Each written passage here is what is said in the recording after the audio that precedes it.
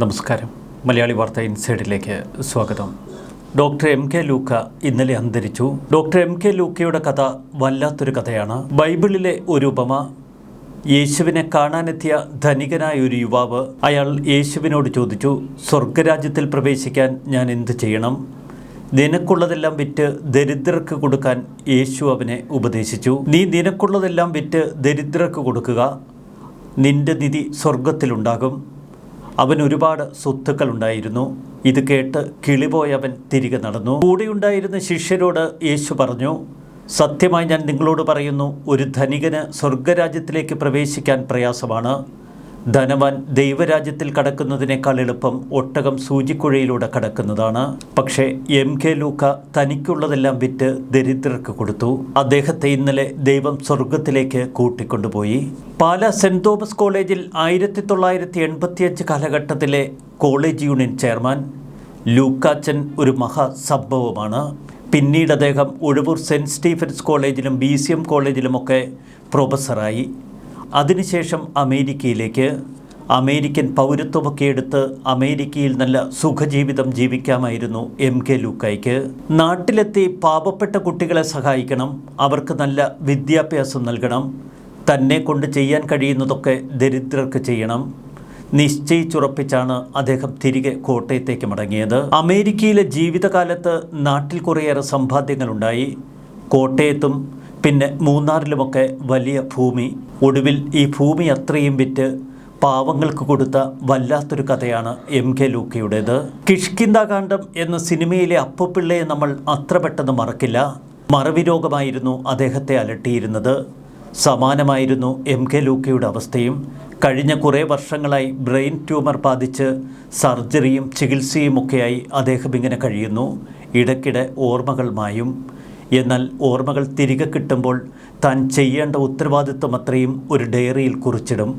ഓർമ്മകളില്ലാത്ത സമയത്ത് ഈ ഡയറിയിലൂടെ കണ്ണോടിക്കും. അതിൽ സഹായിക്കാനുള്ളവരുടെ പേരും മറ്റ് വിവരങ്ങളുമാണ്. ഇതിനകം തന്നെ ഏകദേശം 45ഓളം വിദ്യാർത്ഥികളെ അദ്ദേഹം പ്രൊഫഷണൽ കോഴ്സുകളിൽ ചേർത്ത് പഠിപ്പിച്ചു. അതിൻ്റെ മുഴുവൻ ചെലവുകളും എടുത്തത് എം കെ ലൂക്ക. കഷ്ടപ്പാടുകൾ നിറഞ്ഞ ഒരു കുട്ടിക്കാലമായിരുന്നു ലൂക്കാച്ചൻ്റേത്. ഡിഗ്രി പഠനത്തിനു ശേഷം അദ്ദേഹം പലവിധ ജോലികൾ ചെയ്തു. ജീവിക്കാൻ വേണ്ടിയുള്ള ഓട്ടപ്പാച്ചിൽ. കോട്ടയം ജ്ഞാനായ രൂപതാംഗമായിരുന്നു അദ്ദേഹം. ഒടുവിൽ ഏകദേശം 28 വയസ്സുള്ളപ്പോഴാണ് MA പഠിക്കാനായി പാലാ സെൻറ് തോമസ് കോളേജിലെത്തുന്നത്. അന്ന് PJ ജോസഫ് മന്ത്രിയായിരുന്ന കാലം. PJ ജോസഫ് താമസിക്കുന്ന പുറപ്പുഴയ്ക്കടുത്താണ് എം കെ ലൂക്കയും താമസിച്ചിരുന്നത്. അതുകൊണ്ട് തന്നെ ലൂക്കാച്ചന് നമ്മുടെ PJ ജോസഫിനോട് വല്ലാത്തൊരു മമത. പാലാ സെൻറ് തോമസ് കോളേജിൽ ജോയിൻ ചെയ്തതിന് തൊട്ടു പിന്നാലെ അവിടെ കേരള കോൺഗ്രസ് ജോസഫ് വിഭാഗത്തിൻ്റെ വിദ്യാർത്ഥി വിഭാഗം നേതാവായിരുന്ന ജാക്ക് സക്കറിയാസ് ഇദ്ദേഹത്തെ സമീപിക്കുന്നു. നല്ല 6 അടി 1 ഇഞ്ച് പൊക്കമുള്ള എം കെ ലൂക്കയെ കാണാൻ തന്നെ ബഹുരസമാണ്. കേരള കോൺഗ്രസ് ജോസഫ് വിഭാഗത്തിന് ഒരു കോളേജ് യൂണിയൻ ചെയർമാൻ സ്ഥാനാർത്ഥിയെ വേണം. എം കെ ലൂക്കയെ കണ്ടപ്പോൾ ആ തലയെടുപ്പ് വല്ലാതെ വിദ്യാർത്ഥികൾക്ക് ഇഷ്ടമായി. അങ്ങനെ എം കെ ലൂക്കയോട് ചോദിച്ചു, ചെയർമാൻ സ്ഥാനത്ത് മത്സരിക്കാമോ? അദ്ദേഹം സമ്മതിച്ചു. ഗ്ലാമർ എന്ന് പറഞ്ഞാൽ മുടിഞ്ഞ ഗ്ലാമറാണ്. ഇന്നും ജാക്ക് സക്കറിയാസ് എം കെ ലൂക്കയെക്കുറിച്ച് ഓർക്കുന്നു. പാലാ സെൻറ് തോമസ് കോളേജ് അത് KM മാണിയുടെ കോട്ടയാണ്. KSCMനെ തോൽപ്പിച്ച് KSC ജോസഫ് വിഭാഗത്തിലെ ഒരു നേതാവ് മത്സരിച്ച് ജയിക്കുക അതത്ര എളുപ്പമല്ല. കേരള കോൺഗ്രസ് മാണി വിഭാഗവും KSUവുമൊക്കെ അവിടെ ശക്തമാണ്. എന്നിട്ടും എം കെ ലൂക്ക ശക്തമായി പൊരുതി. അദ്ദേഹത്തിൻ്റെ പ്രസംഗിക്കാനുള്ള വൈഭവം അതുതന്നെയായിരുന്നു പാലാ കോളേജിനെ ഇളക്കി മറിച്ചത്. അക്കാലത്ത് സെൻറ് തോമസ് കോളേജിലെ ഒരു സംഭവം തന്നെയായിരുന്നു എം കെ ലൂക്ക. KSC ജോസഫ് വിഭാഗത്തിൽ മത്സരിച്ച മറ്റ് സ്ഥാനാർത്ഥികളൊക്കെ പരാജയപ്പെട്ടു. പക്ഷേ എം കെ ലൂക്ക ജയിച്ചു, അതും മാണി വിഭാഗത്തെ പരാജയപ്പെടുത്തിക്കൊണ്ട്. അങ്ങനെ എം കെ ലൂക്ക പാലാ സെൻറ് തോമസ് കോളേജിൻ്റെ ചെയർമാനായി തിരഞ്ഞെടുക്കപ്പെട്ടു. പ്രസംഗമെന്ന് പറഞ്ഞാൽ കിടിലോൽക്കിടിലം പ്രസംഗം. കോളേജ് അപ്പാടെ ഇളകി മറിയുന്ന തരത്തിലുള്ള പ്രസംഗം. വലിയ ആശയങ്ങൾ മനസ്സിലുള്ള ഒരു യുവ നേതാവ് വളർന്നു വരുന്നു എന്ന് വിദ്യാർത്ഥികളൊക്കെ പരസ്പരം പറഞ്ഞു. ഇതിനിടയിൽ ചില തമാശകളൊക്കെ ഉണ്ടായി. എം കെ ലൂക്ക കോളേജ് ചെയർമാനായി തുടരുമ്പോൾ കോളേജിൽ വിദ്യാർത്ഥികൾ തമ്മിൽ ഒരു അക്രമം പൊട്ടിപ്പുറപ്പെട്ടു. വിദ്യാർത്ഥികൾ ചോറുപൊതിയെടുത്ത് പരസ്പരം എറിയുന്ന ഒരവസ്ഥ. ചോറുപൊതി ഒരെണ്ണം നേരെ ചെന്നത് പ്രിൻസിപ്പൽ അച്ഛൻ്റെ മുറിയിലേക്ക്. അന്ന് പ്രിൻസിപ്പൽ ഫാദർ ജെയിംസ് വെള്ളാങ്കനാണ്. പ്രിൻസിപ്പലിന് ഇതത്ര ഇഷ്ടപ്പെട്ടില്ല. കോളേജ് യൂണിയൻ ചെയർമാനും പ്രിൻസിപ്പളും തമ്മിൽ ചില അസ്വസ്ഥതകളുണ്ടായി. പിന്നീട് പരസ്യമായി ഒരു പ്രസംഗത്തിൽ കോളേജ് യൂണിയൻ ചെയർമാൻ ചിലതൊക്കെ തട്ടിവിട്ടു. ചില അധികാര കേന്ദ്രങ്ങളിൽ ചിലപ്പോൾ ചോറ് പശ വരെ വേണ്ടിവരുമെന്നാണ് അന്ന് ചെയർമാൻ പ്രസംഗിച്ചത്. ഇതോടെ പ്രിൻസിപ്പൽ ഉടക്കി. ചെയർമാൻ സ്ഥാനം രാജിവെക്കാൻ MK ലൂക്കയോട് പ്രിൻസിപ്പൽ ആവശ്യപ്പെട്ടു. മാനേജ്മെൻറ്റ് ഒറ്റക്കെട്ടായി നിന്നു.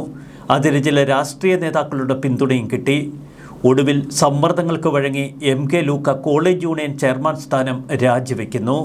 MA പഠനമൊക്കെ നല്ല ഗംഭീരമാക്കി പൂർത്തിയാക്കി. പിന്നീട് ഉഴവൂർ സെൻറ്റ് സ്റ്റീഫൻസ് കോളേജിലും കോട്ടയം BCM കോളേജിലുമൊക്കെ അധ്യാപനമായിരുന്നു MK ലൂക്കയുടെ അടുത്ത പരിപാടി. പല സെൻറ് തോമസ് കോളേജിൽ MA ഹിന്ദി പഠനമാണ് പൂർത്തിയാക്കിയത്. തുടർന്ന് ഹിന്ദി അധ്യാപകനായി.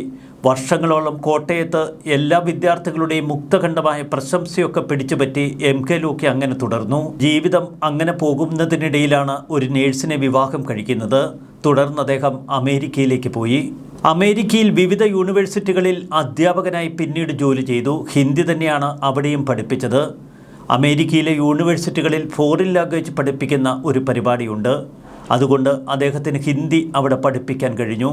അമേരിക്കൻ പൗരത്വവും എടുത്തു. നല്ല സമ്പാദ്യവും അദ്ദേഹം സ്വരുക്കൂട്ടി. 3 കുട്ടികൾ.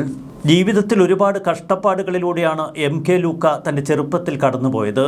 അതുകൊണ്ട് തന്നെ നാട്ടിലുള്ള വിദ്യാർത്ഥികളുടെ കഷ്ടപ്പാടുകളെക്കുറിച്ചൊക്കെ അദ്ദേഹത്തിന് നല്ല ബോധ്യമുണ്ട്. PG പഠനം പൂർത്തിയാക്കാൻ പോലും 28 വയസ്സ് വരെ കാത്തു നിൽക്കേണ്ടി വന്ന അവസ്ഥ.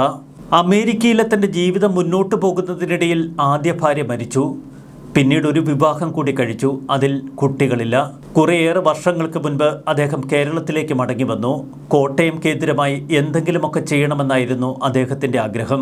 അദ്ദേഹത്തെ സ്നേഹിക്കാൻ ഒരുപാട് പേർ. ആരുമറിയാതെ മറ്റുള്ളവരെ സഹായിക്കുകയായിരുന്നു ഡോക്ടർ MK ലൂക്കയുടെ ലക്ഷ്യം. ഇനിയുള്ള MK ലൂക്കയുടെ ജീവിതമാണ് നമ്മൾ പൂർണ്ണമായി മനസ്സിലാക്കേണ്ടത്. തൻ്റെ സമ്പാദ്യം മുഴുവൻ അശരണരായ കുഞ്ഞുങ്ങളെ ചേർത്ത് പിടിക്കാൻ ഉപയോഗിച്ച ഒരു വലിയ മനുഷ്യൻ്റെ കഥ. MK ലൂക്കയെ കണ്ടാൽ ആരും കൈകൂപ്പിപ്പോകും. അത്രയേറെ നന്മമരമാണ് അദ്ദേഹം. ഒരിക്കലും പബ്ലിസിറ്റിക്ക് വേണ്ടി ഒന്നും ചെയ്തില്ല. താൻ ചെയ്യുന്ന കാര്യങ്ങൾ മറ്റുള്ളവർ അറിയാതിരിക്കാൻ അദ്ദേഹം പരമാവധി ശ്രദ്ധിച്ചു. വലതുകരം ചെയ്യുന്നത് ഇടതുകരം അറിയരുതെന്നാണല്ലോ ബൈബിൾ വാക്യം.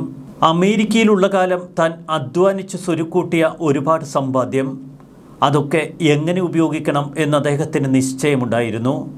അമേരിക്കയിലെ മക്കളൊക്കെ നല്ല നിലയിൽ വളരും എന്ന് അദ്ദേഹം സുഹൃത്തുക്കളോട് പറഞ്ഞു. എന്നാൽ നാട്ടിലെ പാവപ്പെട്ടവരുടെ കാര്യം, അതിൽ ഒരു പ്രത്യേക ശ്രദ്ധ വേണം. പിന്നീട് നാട്ടിൽ പഠിക്കാൻ മാർഗമില്ലാത്ത പാവപ്പെട്ട കുട്ടികളെ അദ്ദേഹം കണ്ടെത്തി. 1ഉം 2ഉമല്ല, ഏകദേശം 45ഓളം വിദ്യാർത്ഥികളെ. അവരെയൊക്കെ വിവിധ പ്രൊഫഷണൽ കോഴ്സുകളിൽ ചേർത്തു. അവർക്ക് വേണ്ട പഠന ചിലവൊക്കെ ലൂക്ക സാർ തന്നെ അങ്ങ് വഹിച്ചു. ഇതിനിടയിൽ അപ്രതീക്ഷിതമായി അദ്ദേഹത്തിന് ഒരു ബ്രെയിൻ ക്യാൻസർ വരുന്നു. ബ്രെയിൻ ട്യൂമർ ചികിത്സിക്കുന്നതിനിടയിൽ പലപ്പോഴും അദ്ദേഹത്തിന് ഓർമ്മ നഷ്ടപ്പെട്ടു.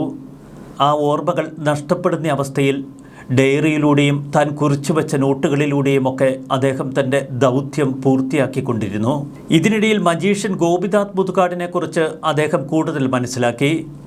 കാസർഗോഡ് എൻഡോസൾഫാൻ ബാധിതരായ കുഞ്ഞുങ്ങൾക്ക് വേണ്ടി അവിടെ ഗോപിനാഥ് മുതുകാട് ഒരു പ്രസ്ഥാനം തുടങ്ങാൻ ആഗ്രഹിക്കുന്നുവെന്ന് അദ്ദേഹം അറിഞ്ഞു. നീലേശ്വരത്തിനടുത്ത് മടുക്കയിലാണ് ഗോപിനാഥ് മുതുകാട് ഒരു പ്രസ്ഥാനത്തിനായി ശ്രമങ്ങൾ ആരംഭിച്ചത്. നേരെ ഗോപിനാഥ് മുതുകാടിനെ പോയി കണ്ടു.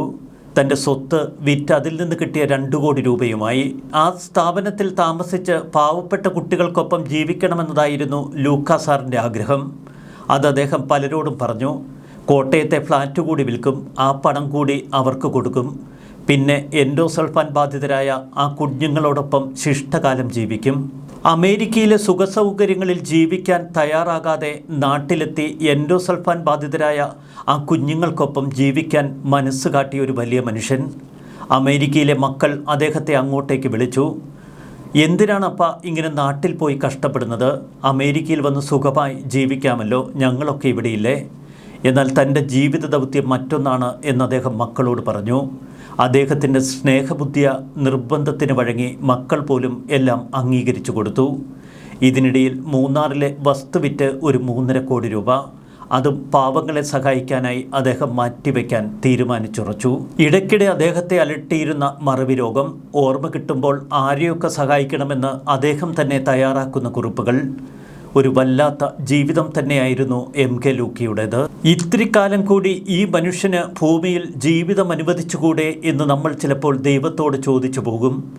കാരണം തനിക്കുള്ളതൊക്കെ വിറ്റ് പാപങ്ങളെ സഹായിച്ച ദരിദ്രർക്കൊപ്പം ജീവിച്ച ആ വലിയ മനുഷ്യനെ എന്തിനാണ് അങ്ങിങ്ങനെ ഇത്ര പെട്ടെന്ന് കൂട്ടിക്കൊണ്ടുപോയത്? എന്തിനാണ് ആ മനുഷ്യന് താങ്ങാവുന്നതിലധികം വേദന സമ്മാനിച്ച ബ്രെയിൻ ട്യൂമർ എന്ന അസുഖം സമ്മാനിച്ചത്? ഒരുപാട് ചോദ്യങ്ങൾക്ക് നമുക്ക് ഉത്തരമില്ല.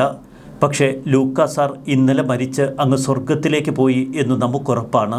നിത്യജീവൻ അവകാശമാക്കാൻ ഞാൻ എന്ത് ചെയ്യണമെന്ന് ചോദിച്ച ആ ധനവാന്റെ ചോദ്യത്തിന് മുന്നിൽ യഥാർത്ഥ ഉത്തരമാണ് MK ലൂക്കയുടെ ജീവിതം. അതെ, തനിക്കുള്ളതെല്ലാം വിറ്റ് നമ്മുടെ ലൂക്ക സാർ അങ്ങ് നിത്യതയിലേക്ക് പ്രവേശിച്ചിരിക്കുന്നു. കിഷ്കിന്ധാകാന്ഡം എന്ന സിനിമയിലെ അപ്പുപിള്ള തൻ്റെ കുടുംബത്തിന് വേണ്ടിയാണ് മറവി രോഗത്തിനോട് മല്ലടിച്ച് ചില കുറിപ്പുകൾ തയ്യാറാക്കി കഷ്ടപ്പെട്ട് ജീവിച്ചത്. എന്നാൽ MK ലൂക്കയുടെ ജീവിതം സമൂഹത്തിന് വേണ്ടിയായിരുന്നു, പാവപ്പെട്ട കുട്ടികൾക്ക് വേണ്ടിയായിരുന്നു, അശരണർക്ക് വേണ്ടിയായിരുന്നു. MK ലൂക്കയുടെ ജീവിതം ആരും അറിയാതെ കടന്നു പോകും. ഒരുപക്ഷെ കേരളത്തിലെ മാധ്യമങ്ങളൊന്നും ഇതൊരു വാർത്തയാക്കില്ല, കാരണം അതിന് വാർത്താ മൂല്യമില്ല. എന്നാൽ എല്ലാ വാർത്തകൾക്കും ഉയരെ MK ലൂക്കയുടെ ജീവിതം സാർത്ഥകമാണ്. ന്യൂസ് ഡെസ്ക് മലയാളി വാർത്ത ഇൻസൈറ്റ്.